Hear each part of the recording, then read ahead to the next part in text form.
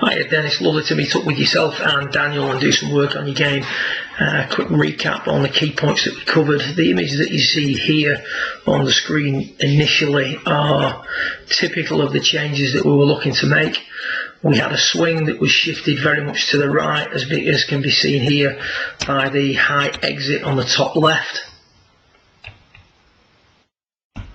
Hands exiting sort of midway between the shoulder and the neck. So the main goal was to shift the swing more to the left, realign the swing direction, and therefore make the path less in to out. That's going to be seen as the exit lowered throughout the session. Followed by a little bit of work on how to use the ground properly, controlling the through swing to help reduce the rate of closure on the club face, as can be seen in that comparison there. So swing realigned, club face closure improved, or the rate at which it closes in relation to the arc improved, and then also a little bit more interaction with the ground, getting into the ground a little bit more on the way down, and then learning to push up and tuck underneath on the way through, which are the face on images, experiencing a little bit less of a straightening of the left leg too soon initially, whereas towards the end we were flexing the left leg a little bit more, coming into the golf ball and then pushing up through impact, as is evident here by the decrease in the amount of knee flex and ankle flex on the right side on the way through. So a quick look at what was going on at the start of your session. The main concern was that from, you had a few things in your backswing that we discussed, i.e. the slight twisting of the golf club, that laid off position or laid off look at the top. But the main concern really for yourself and Daniel is control the amount at which the shaft drops beneath the right arm coming into delivery. So the club goes from above to below the right forearm quite quickly. This positions the club very much from the inside and quite open to the arc as we approach the golf ball. The first exercise that we did was just get you to hit some straight pulls. The act of hitting the pull started to realign the swing, and see here as we try and pull the shot, we've got to try and get the swing direction more to the left, which stops the club dropping beneath the right forearm and gets the club coming much less from the inside, slightly outside the arc, obviously, because we're trying to hit a pull. Things start to line up, so therefore now on the way through we don't need to roll the club face quite as fast in the centre as we do on the far left. So realigning the swing. Then we talked about getting the arms and the body to work a little bit more in sympathy with one another, and we placed the glove under the right arm, asked you to squeeze the pressure point throughout the swing, which meant that the wrists were starting to be encouraged to set a little bit sooner.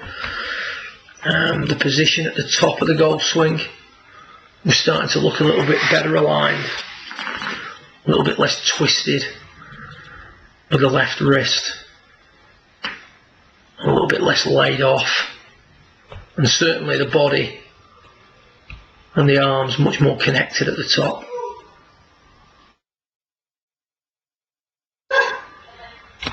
Comparison there between the two swings, centre and top right, as the wrists were encouraged to set more because the arms now weren't allowed to lift.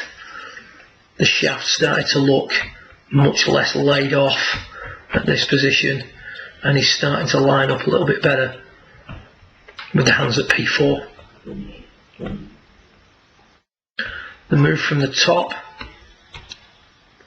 when doing the pull was to realign the swing, pulling the club out slightly in front of the hands as opposed to very much inside and behind the hands.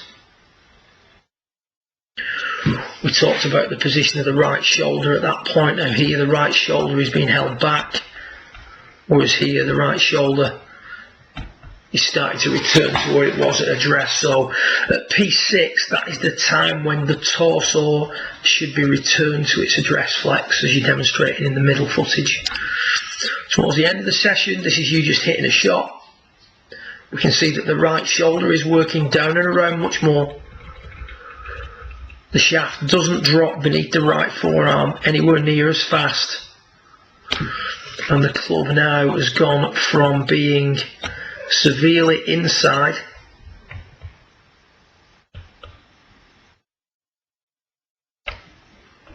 spent a little bit of time being pulled more out in front of you, and results in a more balanced approach into the golf ball. So the pull is to realign the swing. It's going to get these three synced up so that the club doesn't drop underneath the plane as much. Coming into the golf ball, resulting in a much less severe angle of approach into the golf ball. Good improvement in regards to what's going on down the line. As we came through the shot, concentrating on the down the line footage when I do this, by the way, the club now doesn't get swung out excessively. The butt of the club does not rise too fast. And when that happens, the rate of closure on the club face can start to calm down. From face on, we talked about your weight location and how that had an effect on the quality of strike and the move that you made through the golf ball. And at the start of the session, we can see that the weight is 50-50 really, if anything, maybe even a touch in favour of your right side. Here I'm asking you to recreate the idea of being on downslope. You can see that you're much more on top of the golf ball. We've got the head cover under, we've got the glove, should I say, under the arm as well. Right arm stays straight, pulls you off the golf ball a little bit further. Meaning now the left leg's got to brace really quick to help bring the club out of its descent and stop the low point occurring behind the golf ball. With the idea of being on a downslope and with the glove beneath the arm, the right arm folds a little bit sooner, the wrists are starting to be encouraged to hinge a little bit more. We're not pulled off the golf ball as much. We now have a little bit of flex in the lead leg coming into the golf ball and start to push up gradually because there's no fear of the low point being behind the ball. You look at the difference in the two through swings. Left leg now pushing up quick, pushing the head back, again increasing the rate of closure. You can see everything's dropped back on the bottom left, whereas everything's much more on top of the golf ball. As we come through to the finish,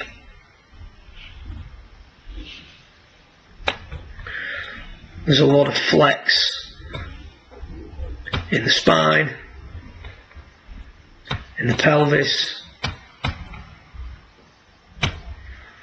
in the right knee and right ankle. Because the weight is more forward, we're now able to start to extend the spine a little bit more, get rid of a little bit of flex in the pelvis, and the flex in the right knee and right ankle starts to diminish. As discussed on the day, this needs to be a process that you approach day in, day out. No quick fix, no flitting from one swing thought to the next. It's just a case of more of the same every time you practice. The better you get at hitting the pull, the more in line the swing will be from down the line. So far left and far right are you hitting a normal shot, and we can see here that the swing is very much clubbing behind the hands and as a result, swing directed too much out to the right, pushes and hooks. Here we have a line of swing that is much more neutral, club more in line with the hands, resulting in a much tighter shot pattern. And that has been achieved by spending some time on the other end of the spectrum where the club is out in front of the hands a little bit more, allowing you to hit down on the ball a little bit more as well, steepening the angle of approach, so realigning the swing. Allied to that, the weight's more forward, and you can start to learn to push up out the ground, extend through the hit to help control the rate of closure on the club face even further and generate some extra power. Good luck with it. If you've got any questions, feel free to drop me a line or give me a call. Well done.